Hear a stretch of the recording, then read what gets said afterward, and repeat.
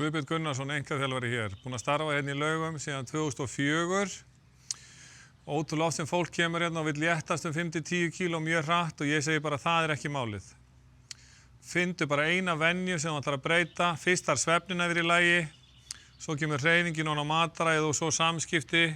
Í þjálfunni á mér er þetta þannig að það er hópþjálfun, 3-4 af sama kyni. Ég legg áherslu á liðkun í öllum líkamannum og styrkingu í miðjunni, teygjun á hamstring, liðkun, teygjur, styrktaræfingar, þolæfingar, 1 fjallganga í viku.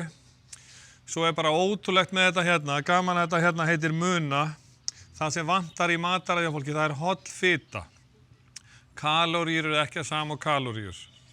Holl fita tekur í burtu sykurlöngun, smyr liðina, tekur óhollu fituna og mokar henni í burtu. Svo þurfum við að drekka eitthvað af vatni og því flottari brúsa sem þú átt, því meiri líkur á að drekki vatnið.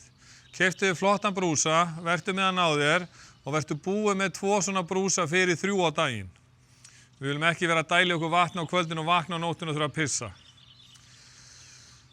Þannig að við viljum finna heilbrigða, við viljum finna leið til að koma heilbrigðinu bakdyramegin.